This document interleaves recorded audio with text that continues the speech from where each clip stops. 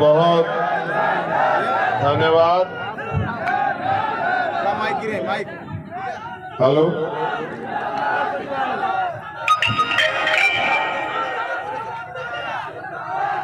बहुत बहुत धन्यवाद सम्मानित प्रदेश अध्यक्ष जी। भैया ओ भैया, आज मिल्कीपुर विधानसभा में हमारे लोकप्रिय प्रत्याशी भाई सूरज चौधरी जी की इस चुनावी सभा में मुझे आने का मौका मिला। पार्टी टीम की तरफ से आज का मेरी ड्यूटी यहाँ लगाई गई थी प्रचार की। इसके लिए मैं भाई सूरज जी का, यहाँ की जिले मंडल की टीम का बहुत बहुत धन्यवाद करता हूँ। मैं अपनी बात को शुरू करने से पहले सभी धर्मों में जन्मे सभी संतों, गुरुओं और महान पुरुषों को भी नमन करता हूँ। ये मिल्कीपुर के चुनाव का इंतजार हमें बहुत दिन से था कि मिल्कीपुर में चुनाव होगा और हम उस चुनाव में भाई सूरज चौधरी जी को दमखम से लड़ाएंगे। हालांकि मैंने कम समय दिया, लेकिन हमारी पार्टी के सभी सम्मानित नेतागणों ने, हमारे जिले, विधानसभा मंडल, प्रदेश की टीम ने यहाँ लगातार मेहनत की है। इसलिए मुझे भरोसा है कि मिल्कीपुर का चुनाव आजाद समाज पार्टी बहुत बड़े अंतर से जीतेगी, ऐसा मेरा विश्वास है। क्योंकि भाई सूरज चौधरी लंबे समय से, विगत 15 सालों से इस मिल्कीपुर विधानसभा के लिए दिन रात मेहनत कर रहे हैं।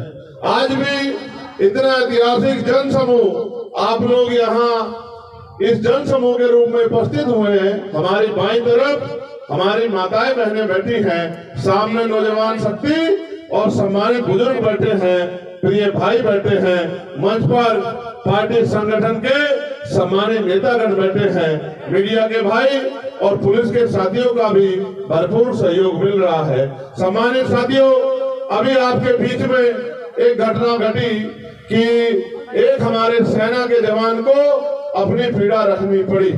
हालांकि आप ये जानते हैं कि हम सभी की समस्याओं को उठाने का काम करते हैं। ये मुझसे पटना में मिले थे, मैंने इनसे कहा था कि जब सेशन चलेगा मैं आपकी समस्या को सरकार के सामने जोर शोर से उठाऊंगा। लेकिन क्योंकि अभी सेशन शुरू नहीं हुआ, 31 तारीख से सेशन चलेगा, तो मैं पूरी कोशिश करूंगा कि इनकी समस्या को उठाया जाए।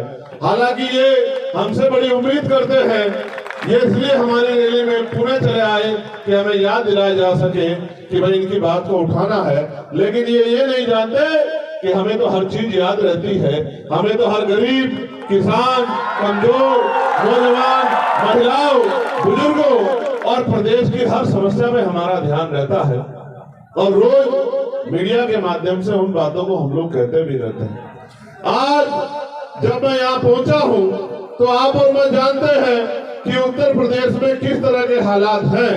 उत्तर प्रदेश में किस तरह के हालात बने हुए हैं। उत्तर प्रदेश में कल प्रयागराज में जहां महाकुंभ हो रहा है, वहां भगदड़ मच गई। भगदड़ मचने से कई लोगों की जान चली गई, बहुत सारे लोग घायल हैं, अस्पतालों में बेड नहीं है, दवाइयां नहीं है।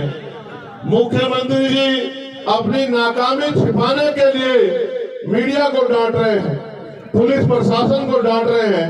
हालांकि हमें लगता था कि भाई ये कुंभ जो है 12 साल बाद, इस बार जब नाम बदल दिया था, इलाहाबाद से प्रयागराज कर दिया था, तो अब शायद हालात बदल गई होंगी।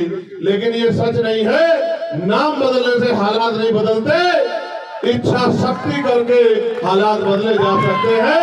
सरकार की इच्छा शक्ति ही हालात बदलने की नहीं है। आज हम मिल्कीपुर में हैं, आप बताओ इस मिल्कीपुर में 60-70% मकान कच्चे हैं या नहीं है? बताओ अपने आप हाथ उठाकर। ये किसकी देन है? यहाँ किसकी सरकार है? 7 साल से कौन मुख्यमंत्री है? उनसे पहले कितने मुख्यमंत्री रहे? आप ये बताओ, जिन्होंने आजादी के 75 साल बाद भी आपके कच्चे मकान नहीं देखे, आपका भूखा पेट नहीं देखा, बेरोजगारी से आपको तड़पते नहीं देखा, रोटी के लिए मोहताज नहीं दिखा, बिना इलाज और पैसे की कमी कारण मरते नहीं देखा, उनको क्या फर्क पड़ता है कि आप जियो या मरो? यहाँ चुनाव हो रहा है, सारी पार्टियां लड़ रही हैं, वो भी लड़ रही है जिनकी सरकार है और जिनके पहले एमएलए थे वो भी लड़ रहे हैं, लेकिन आप कहाँ हो इस भीड़ में? कभी कोई जीतता है, कभी कोई जीतता। आप कब जीते? आपकी बात कब हुई? आपकी आवाज किसने उठाई? सरकार पे सारे अधिकार हैं, सरकार पे सारी शक्ति है। अगर चाहते तो 3 महीने में यहाँ के सारे मकान पक्के हो जाते, यहाँ रोजगार के साधन खड़े हो जाते, इंडस्ट्रियल एरिया लग जाता, यहाँ के लोगों को वहाँ चौक पे जाके मजदूरी नहीं करनी पड़ती, वहाँ जाके बिकने के लिए नहीं जाना पड़ता। लेकिन सरकार की इच्छा शक्ति नहीं है, और इच्छा शक्ति आज की बात नहीं है, इच्छा शक्ति तो सदियों से नहीं रही। अगर सदियों से इच्छा शक्ति रही होती तो इस देश में बाबा साहब अम्बेडकर को अपनी पार्टी नहीं बनानी पड़ती। इस देश में तमाम पार्टियां जो होते, बाबा साहब अम्बेडकर ने अपनी पार्टी बनाई और पार्टी बनाकर समाज को संदेश दिया कि जिनका दल होता है उनमें बल होता है, और जिनमें बल होता है उनकी समस्याओं का हल होता है। अगर आप अपनी समस्या का हल चाहते हैं तो आपको अपना दल और अपना बल बनाना पड़ेगा। दल बनके तैयार है, नगीना के लोगों ने दल में ताकत भी झोंक दी है।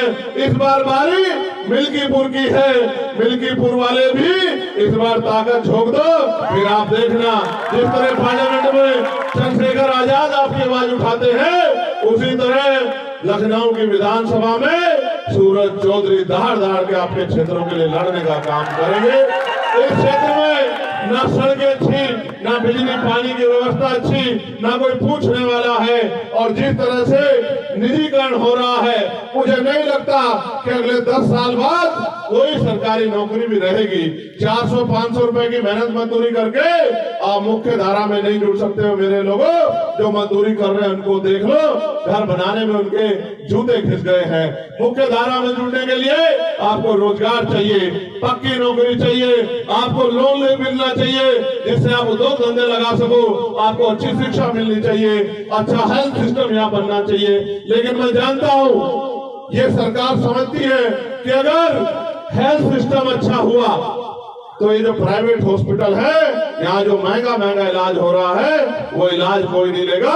जब सरकारी अस्पताल में अच्छा इलाज आ जाएगा तो लोगों की जेब कैसे काटोगे? एक तो महंगाई का दौर, ऊपर से बड़े प्राइवेट स्कूल, गरीब तो जाता सरकारी स्कूल में जहाँ पढ़ाई के नाम पे खाना पूर्ति है, और अमीर जाता है प्राइवेट स्कूल में जहाँ अच्छी पढ़ाई हो रही है। यानी कि गरीबों के आगे बढ़ने के सारे रास्ते सरकार बंद कर रही है, और आरक्षण की बात रोज करते रहते हैं। क्या करेंगे आरक्षण का जब पक्की नौकरी नहीं होगी? क्या करेंगे आरक्षण का जब सरकारी नौकरी नहीं होगी?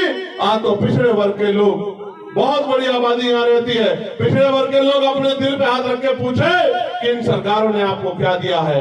जिनकी 52% आबादी थी उनको 52% हिस्सेदारी मिलनी चाहिए थी, 52% आबादी को 12, 14, 15% हिस्सेदारी भी सही तरह नहीं मिल रही, और कोई पूछने वाला नहीं है। पहले पुलिस की भर्ती आती थी, टीचर की भर्ती आती थी, पटवारी सेक्रेटरी की भर्ती आती थी, 4th क्लास की चपरासी की भर्ती आती थी।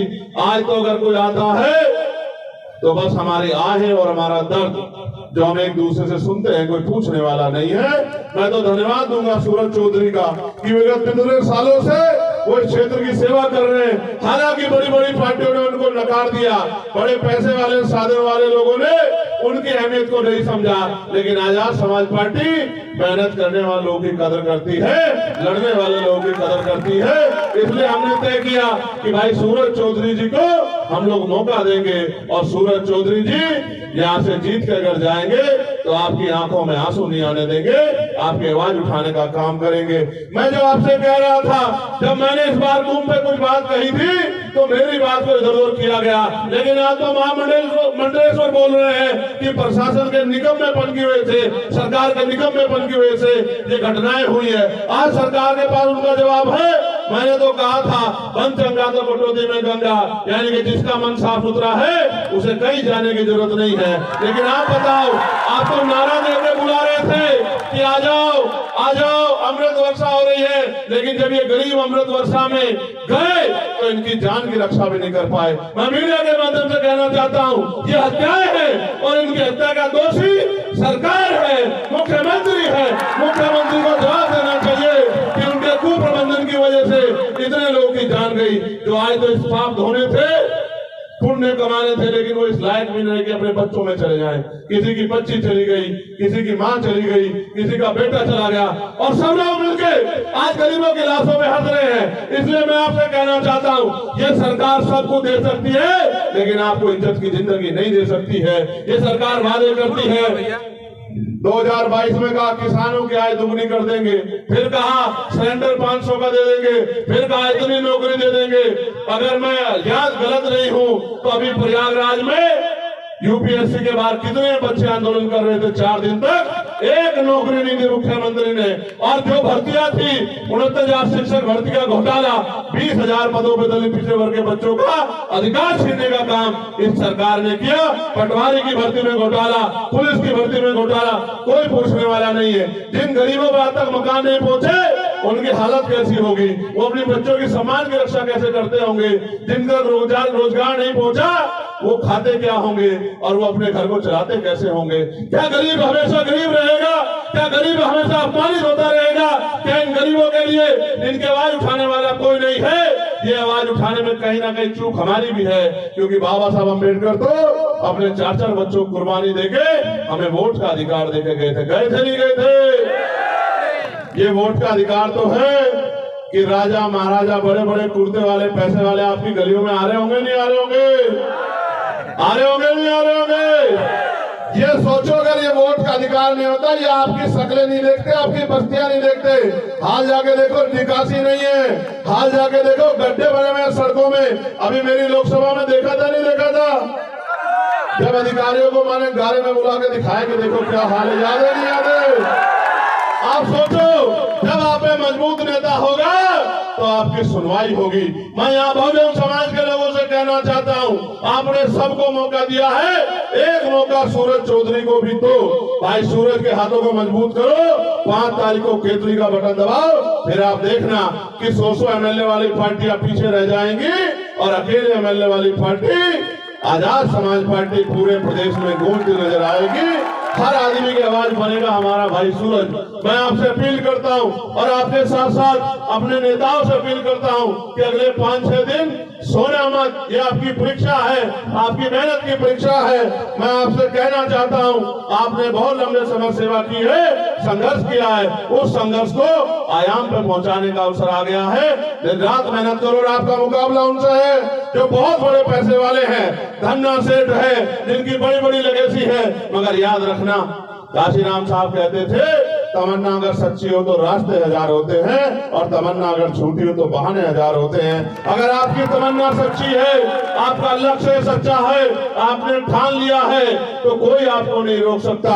इसलिए मैं आपसे कहना चाहता हूं कि आपको और हमें, मैं आपको भी पिछली बार कह के गया था, मिल्कीपुर वालों, आज फिर कह रहा हूं, जेब में फोन है, क्षेत्र में रिश्तेदारी है, 8 घंटे पेट को भरने के लिए 8 घंटे काम करते हो, मेहनत मजदूरी करते हो, और फिर ये सोचते हो कोई आपकी लड़ाई लड़े। लेकिन अपनी इज्जत की जिंदगी के लिए, सुख सुविधाओं के लिए, अच्छी पॉलिसियों के लिए 1 घंटा रोज आप ही सूरज चौधरी बनकर काम करो। फोन उठाओ, रिश्तेदारियों में फोन करो, दोस्तों को फोन करो, घर से निकलो, अपनी बस्तियों में जाओ, लोगों से अपील करो, उनसे कहो कि बटन केतली का दबाओ और अपनी किस्मत को जगाओ, अपने अंधेरे को हटाओ और रोशनी की किरण लाओ और केतली का बटन दबाओ। अगर आपने जिम्मेदारी समझ ली और आपने जिम्मेदारी समझ के काम कर दिया, तो मैं लिख के देता हूँ कि भाई सूरज चौधरी बहुत अच्छे मतों से जीतेंगे। लेकिन वो तब तक जो है मजबूरी में लंबे समय तक इधर उधर काम कर रहे थे, लेकिन अब वो अपने घर में आ गए हैं। और माननीय काशीराम साहब कहते थे कि दूसरों के महलों से अच्छी होती है अपनी झोपड़ी। बताओ इनकी मदद करोगे नहीं करोगे? बताओ इस उत्तर प्रदेश को इस सरकार से, जिसने सरकार ने गरीबों के हक छीने, उससे मुक्ति दिलाओगे नहीं दिलाओगे? क्या यहाँ से अपनी आवाज मजबूत कर दोगे नहीं कर दोगे? तो आज के बाद अपने आप सूरज चौधरी बन के काम करोगे नहीं करोगे? लोगों को घरों में जाके जगाओगे नहीं जगाओगे, लोगों को अपना निशान बताओगे नहीं बताओगे, इस लड़ाई को आगे बढ़ाओगे नहीं बढ़ाओगे। ये आपके हाथ में है कि अगले 2.5 साल जो उत्तर प्रदेश में 2 साल बचे वो कैसे होंगे, ये आपके हाथ में है।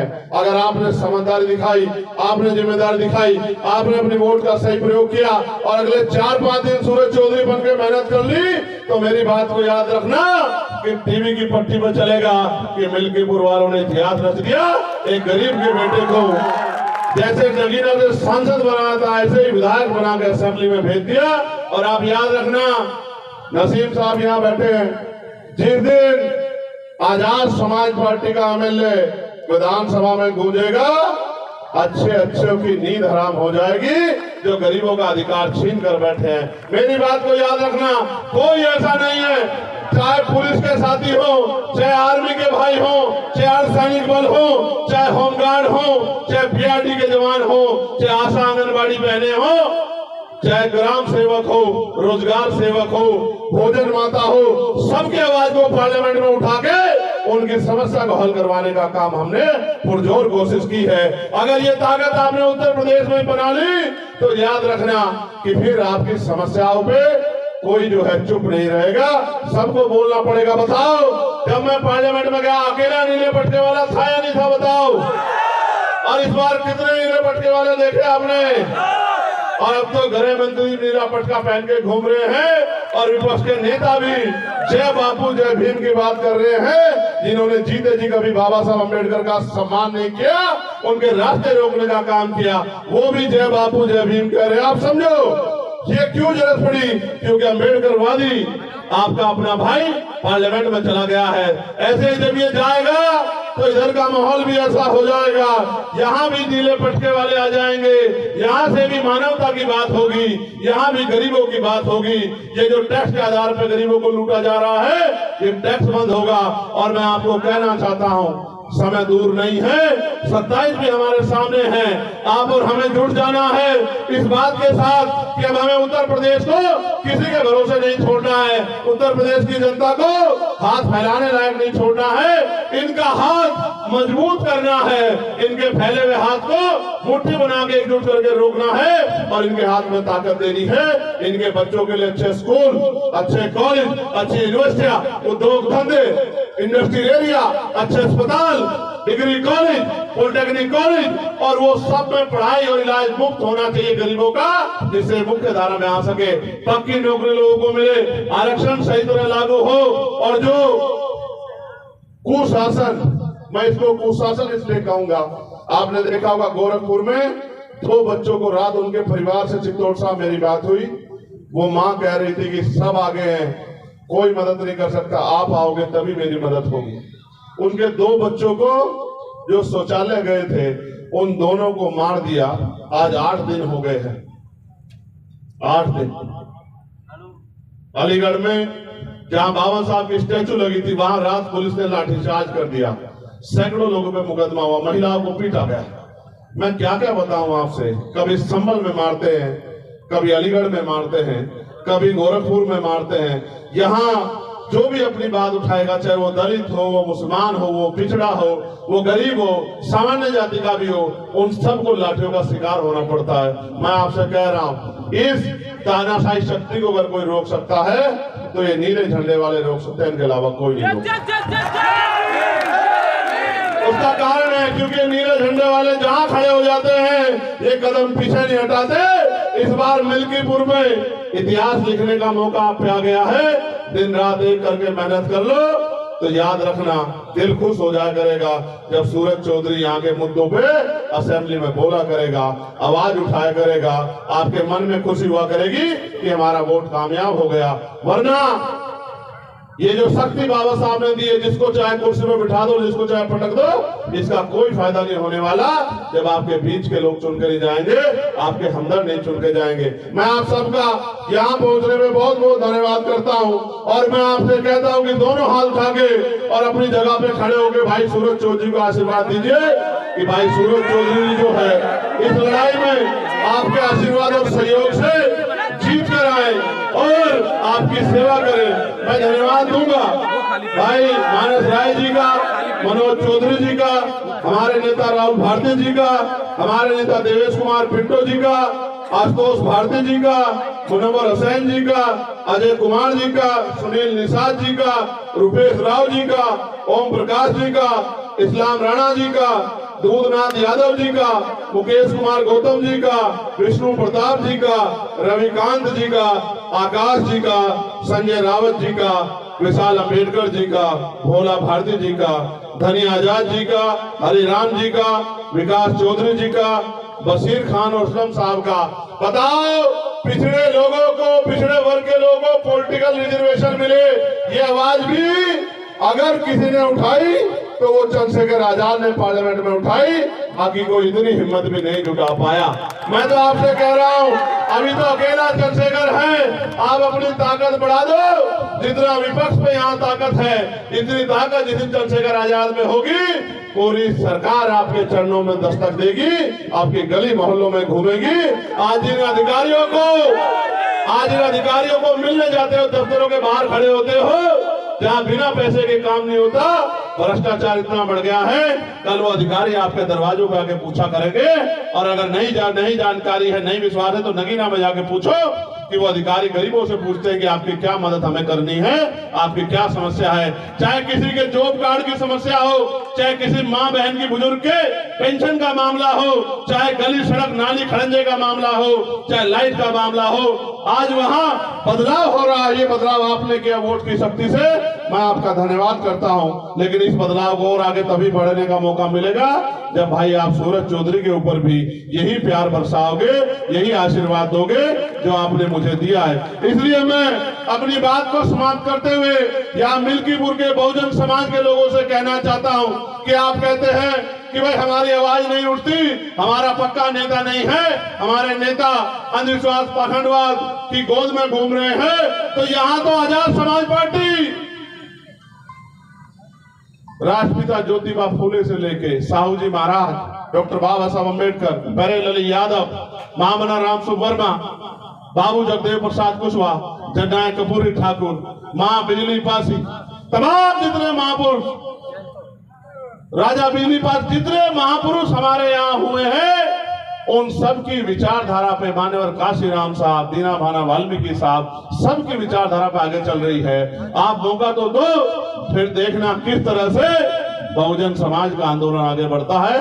मैं पुनः बहुजन समाज के लोगों को सतर्क और जागरूक भी करना चाहूंगा कि अगर आपने गलती की तो फिर आप पछताना मत, क्योंकि सरकार से अगर कोई आंख से आंख मिला के लड़ सकता है तो आप बताओ वो कौन है? जोर से बताओ, जोर से बताओ। तो बताओ, हाथों को मजबूत करोगे नहीं करोगे? पक्का? भाई सूरज की मदद करोगे? सूरज चुनाव लड़ रहे हैं, आप लोग चुनाव लड़ रहे हैं, बताओ तो अपने चुनाव में मेहनत करोगे नहीं करोगे? बताओ निशान क्या है हमारा? जोर से बताओ, और जोर से बताओ। ठीक है, बहुत बहुत धन्यवाद। जय भीम, जय भारत, जय संविधान, जय मंडल, जय जोहार, जय लोकतंत्र, जय विज्ञान, जय जवान, जय किसान, और आप सबकी भी जय, गरीबों की जय, मिल्कीपुर वालों की जय। मिल्कीपुर के गरीबों के दिन अच्छे हो जाएं, वो तभी संभव है जब मिल्कीपुर का बेटा विधानसभा में चला जाएगा। बाहरियों को छोड़ दो और भाई सूरज चौधरी को बहुत बहुत धन्यवाद।